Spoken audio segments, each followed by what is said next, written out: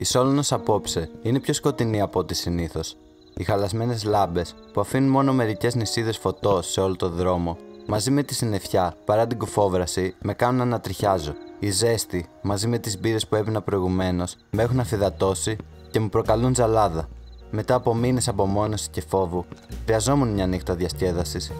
Το ραντεβού πήγε αρκετά καλά, παρ' όλα αυτά γυρνάω σπίτι μόνος μου. Ακόμα δεν έχω καταλάβει πως μια τόσο όμορφη κοπέλα δείχνει τόσο ενδιαφέρον προς εμένα. Μάλλον έχω ξεσυνηθίσει το αλκοόλ.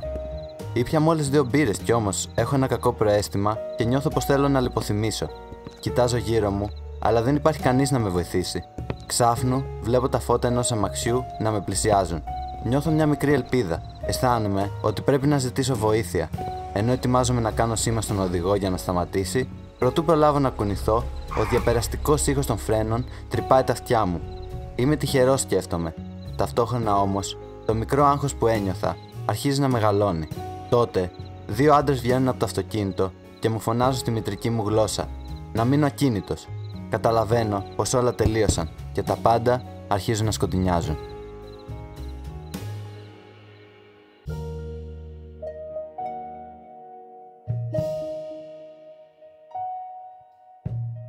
Μόνο το 2022 σημειώθηκαν 123.324 υποθέσεις διακίνησης και σωματεμπορίας. Υπεύθυνοι για πολλές από αυτές είναι εγκληματικές οργανώσεις και συγγενείς των θυμάτων, ενώ ένα σημαντικό ποσοστό διαπράχθηκαν από μυστικές υπηρεσίες ξένων κρατών.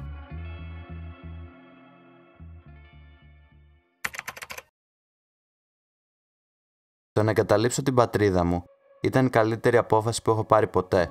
Επιτέλους, ζώντας πια σε μια ευρωπαϊκή χώρα, μπορώ να μιλήσω ελεύθερα για όλες τις κακουχίες που η κεντρική κυβέρνηση έχει προκαλέσει σε μένα, την οικογένειά μου και τους φίλους μου. Όσο Ουιγούροι στην επαρχία Σιατσάνγκ της Κίνας ήξερα ότι το μέλλον μας θα περιλάμβανε διωγμούς, κοινωνικούς αποκλεισμούς και στρατόπεδα συγκέντρωσης. Τώρα όμως, επιτέλους, έχω μια ευκαιρία να μιλήσω ανοιχτά για όλα όσα συμβαίνουν στο λαό μου. Πρέπει να προετοιμαστώ καλά για τη συνέντευξη που με περιμένει σε λίγες ώρες. Πολλά μπορούν να εξαρτηθούν από αυτήν. Ο ήχος από το τηλέφωνο με επαναφέρει στην πραγματικότητα. Τι θέλει ο πατέρας μου μια τέτοια ώρα? Πίσω στο σπίτι πρέπει να είναι μεσάνυχτα. Γεμάτος χαρά, σηκώνω το τηλέφωνο. Έχω μήνες να ακούσω νέα του. Αυτός που άκουσα στο τηλέφωνο δεν ήταν ο πατέρας μου. Μπορεί να είχε τη φωνή του, αλλά βαθιά μέσα μου ξέρω πως ο πατέρας μου ποτέ δεν θα μου έλεγε κάτι τέτοιο.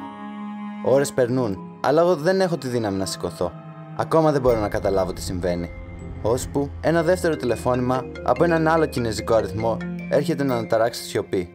Ακούω τη μητέρα μου να μου ψιθυρίζει στο τηλέφωνο με τρεμάμενη φωνή. Αστυνομικοί και αξιωματούχοι του κόμματος είχαν έρθει νωρίτερα στο πατρικό μου σπίτι και είχαν συλλάβει τον αδελφό μου και τον πατέρα μου. Ενώ τα περιουσιακά του στοιχεία έχουν παγώσει.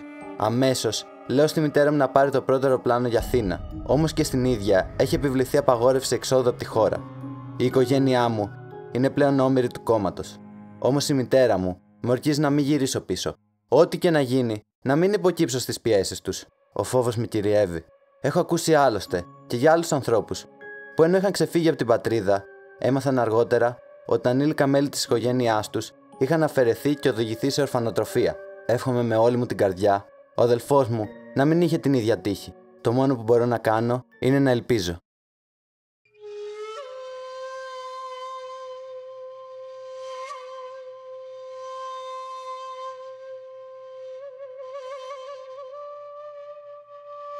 Στα μανδαρίνικα, ο όρος κουαφάν κυριολεκτικά σημαίνει πείθω κάποιον να γυρίσει. Χρησιμοποιήθηκε πρώτη φορά το 2007 από έναν αστυνομικό στο Πεκίνο μετά την πετυχημένη επιστροφή ενός καταζητούμενου πρώην αξιωματούχου. Από τότε, μέσω των επιχειρήσεων Ουράνιο Δίκτυ και Κυνήγι Αλεπούς, οι κινεζικές αρχές έχουν πραγματοποιήσει χιλιάδες εθελοντικές επιστροφές χρησιμοποιώντας ως μοχλό πίεσης τις οικογένειες των θυμάτων. Χιλιάδες συγγενείς έχουν συλληφθεί και εξαφανιστεί μέσα στο δεδαλώδες σύστημα κέντρων κράτησης του κινεζικού κομμουνιστικού καθεστώτος.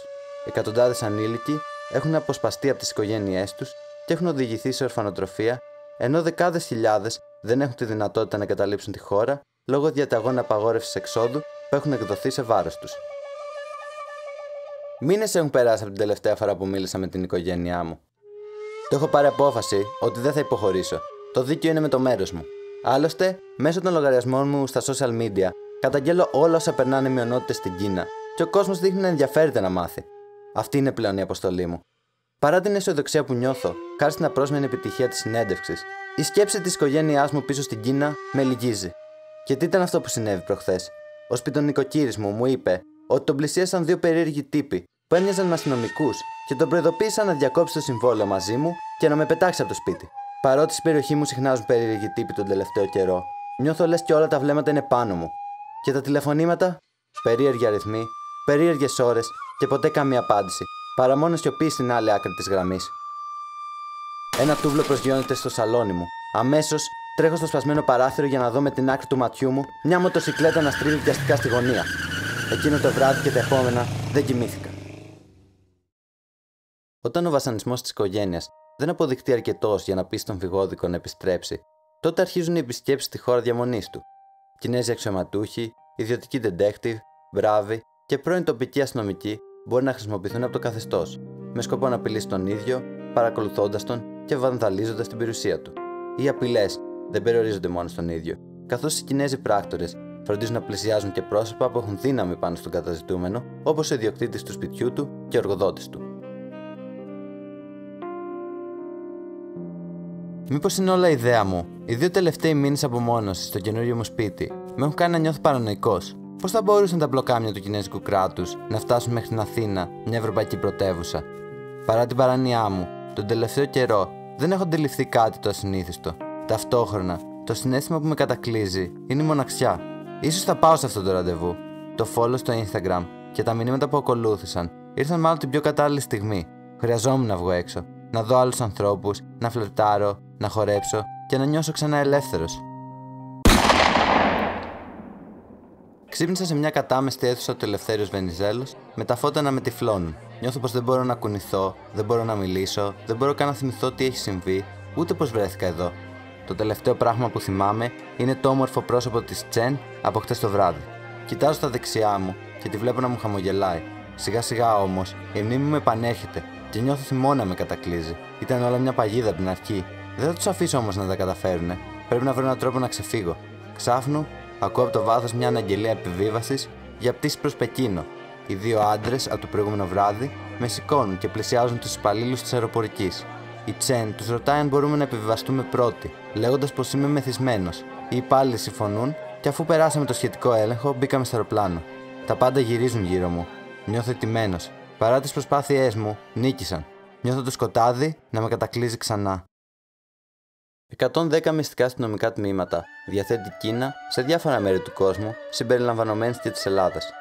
Οι εργαζόμενοι σε αυτά αναλαμβάνουν την αποστολή των αναγκαστικών επιστροφών ή όταν αυτές δεν δουλεύουν των απαγωγών.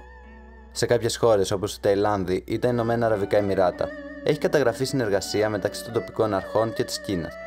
Ενώ σε άλλες, σαν την Αυστραλία, απαγωγές έχουν γίνει τελείως παράνομα και χωρίς καμία γνώση των αρχών.